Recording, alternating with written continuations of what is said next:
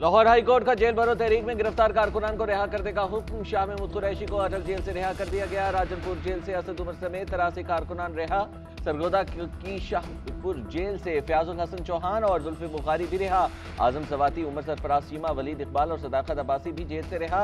शाह महमूद कुरैशी ने जेल से बाहर गुफ्तगू करते हुए कहा, मुझे आला अदलिया के फैसलों पर इत्मीनान है, उन्होंने आइन का तहफ़्फ़ुज़ किया है। असद उमर बोले, बंद कमरों में होने वाले फैसले खत्म होने जा रहे हैं और अब 22 करोड़ आवाम के फैसलों से मुल्क चलेगा।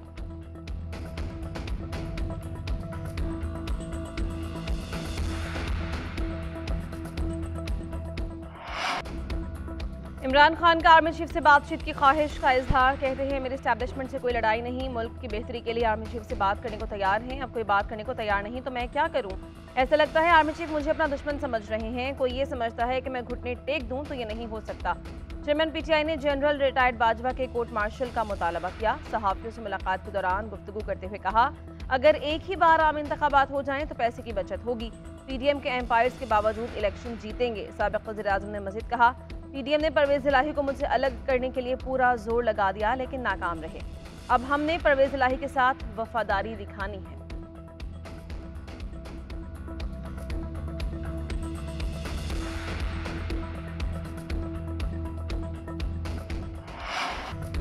मुझे कुछ कहने की जरूरत नहीं, सिर्फ ट्रक दिखा दें, इस ट्रक के चारों टायर्स पंक्चर करके छोड़ेंगे। मरियम नवाज जलसे में स्टेज पर खिलौना ट्रक ले आई। गुजरांवाला में वर्कर्स कन्वेंशन में मुखालिफिन पर ताक ताक कर वार। बोली, अदालत लाडले को बुलाती है तो वो प्लास्टर दिखा देता है। 5 महीने हो गए हैं, प्लास्टर नहीं उतर रहा। इमरान खान खुद भी डूब गया और उसने अपने सहूलतकारों को भी डबो दिया।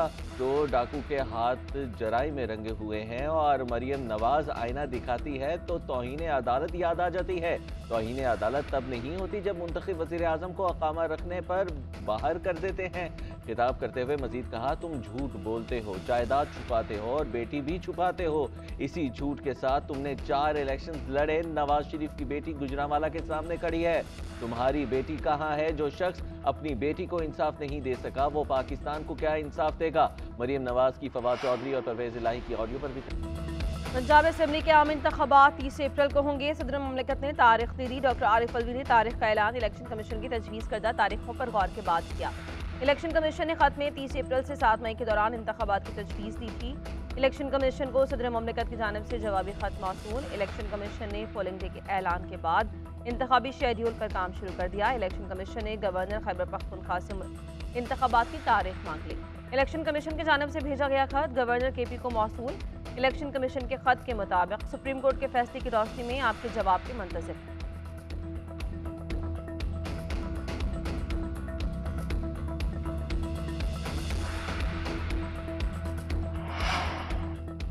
सदर मुमलिकत के पंजाब में इंतखाबात की तारीख के ऐलान के बाद मुल्क की सियासत में हलचल। इत्तेहादियों ने सर जोड़ लिए। वज़ीर आज़म शहबाज शरीफ की ज़ेर सदारत अहम मुशावरती बैठक।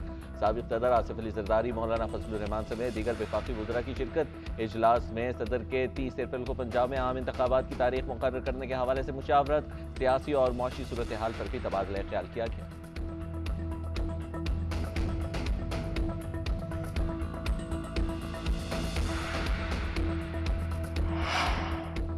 तहरीक इंसाफ ने इंतखाबात की तारीख को आइन और अवाम की फतह करार दे दिया। फवाद चौधरी कहते हैं, पंजाब में इलेक्शन की तारीख मिलना आइन की फतह है। सियासी जमातें अब इख्तिदार का फैसला अवाम को करने दें। हुकूमत नहीं, इस्टेब्लिशमेंट की सोच की अहमियत है। इस्टेब्लिशमेंट अपनी पॉलिसी पर नजरसानी करते हुए अवाम पर एतबार करे। इलेक्शन फ्रेमवर्क पर बातचीत के लिए तैयार है। फारूक हबीब ने कहा, इंतखाबात साफ और शफाफ होने चाहिए मगर निगरान हुकूमत को देख कर नहीं लगता कि इलेक्शन शफाफ होंगे।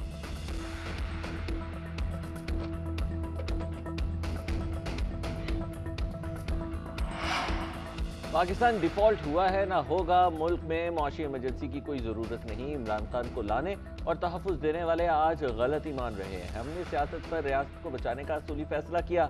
इसहाक़ डार चेयरमैन पीटीआई पर बरस पड़े। कहते हैं, इमरान की टांग में ही दिमाग नहीं है और डिफ़ॉल्ट की रिट लगाने वाले सुन लें, मुल्क दिवालिया हुआ ना होगा। ज़र मुबादला के ज़खायर 9 अरब डॉलर से ज़ायद है। नून लीग के गुज़िश्ता दौरे इक़्तिदार में 5.4% GDP ग्रोथ थी।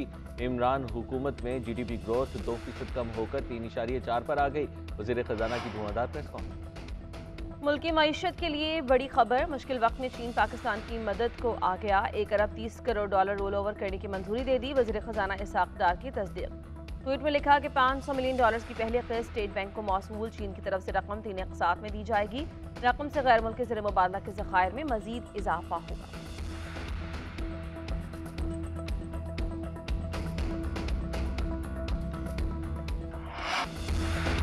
फवाद चौधरी की ऑडियो लीक में किस ट्रक की बात हो रही है? इस ट्रक में क्या था, किसने लिया, किसने दिया? वज़ीर आज़म के मामले ख़ुसूसी अता तारड़ ने सवालात उठा दिए। प्रेस कॉन्फ्रेंस में बोले, अदालतों में पैगाम रसानी का काम फवाद चौधरी के सुपुर्द है। ऑडियो में वो जजेस से मुतालिक पैगाम रसानी कर रहे हैं। इंसाफ का दोहरा निज़ाम नहीं चल सकता। तोशाखाना केस में इमरान खान का ट्रायल रोज़ाना क्यों नहीं हो रहा? नवाज शरीफ के खिलाफ केस तो रोज़ लगता था।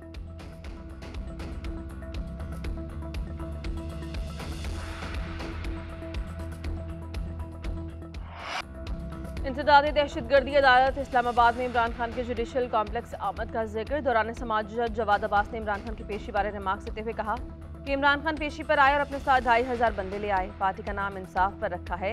अदालत में जिंदा और मुर्दाबाद के नारे लगाते हैं। बरतानिया की मिसालें देने वाले खुद अदालत का एहतराम तक नहीं करते। इमरान खान 1 साल की पेशी पर आए और 2 साल की पेशियां साथ लेकर चले गए। अब 1 साल मुझे मजीद अदालती समातों में मसरूफ रखेंगे। जुडिशल कॉम्प्लेक्स में तोड़फोड़ की फुटेजेस मौजूद हैं।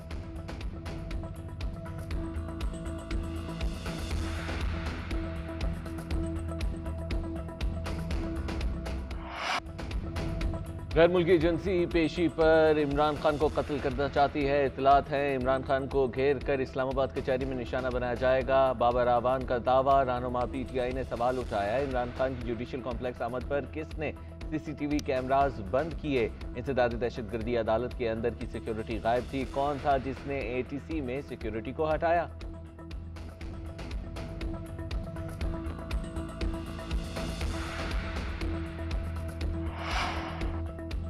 सिक्योरिटी फोर्सेज का शिमाली वज़ीरिस्तान के इलाके मीर अली में खुफिया इतलात पर ऑपरेशन। फायरिंग के तबादले में एक दहशतगर्द हलाक। भारी मकदार में असलहा और गोला बारूद बरामद। ISPR के मुताबिक हलाक दहशतगर्द फोर्सेज और शहरियों पर हमलों में मुलव्वस था।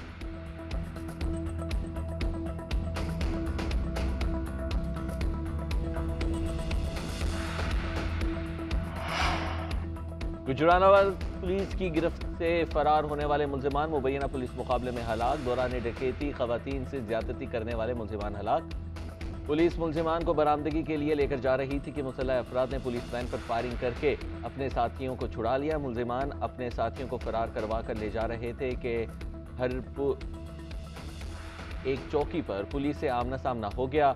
तीनों मुल्जिमान अपने ही साथियों की फायरिंग से हलाक। दीगर साथी अंधेरे का फायदा उठाकर फरार होने में कामयाब। रुपए और डॉलर में जोर आजमाई। अमेरिकी करेंसी का रिवर्स गियर। इंटरबैंक में डॉलर की कदर में कमी। इंटरबैंक में डॉलर 6 रुपये 63 पैसे सस्ता 278 रुपये 46 पैसे पर आ गया।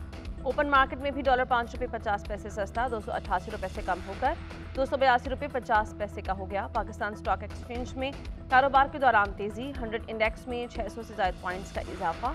इंडेक्स 41,300 से ज्यादा पॉइंट्स की सतह पर बंद हुआ।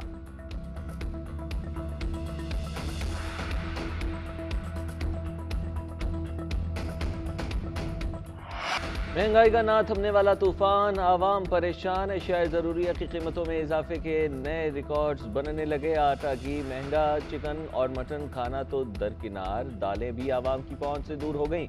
शहरियों के लिए 2 वक्त की रोटी खाना भी मुश्किल हो गया। यूटिलिटी स्टोर्स पर भी रमज़ान से पहले आवाम के लिए महंगाई का जिन बेकाबू।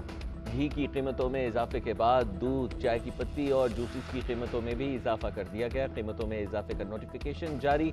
1 लीटर दूध की कीमत में यकमुश्त 30 रुपये तक का इजाफा।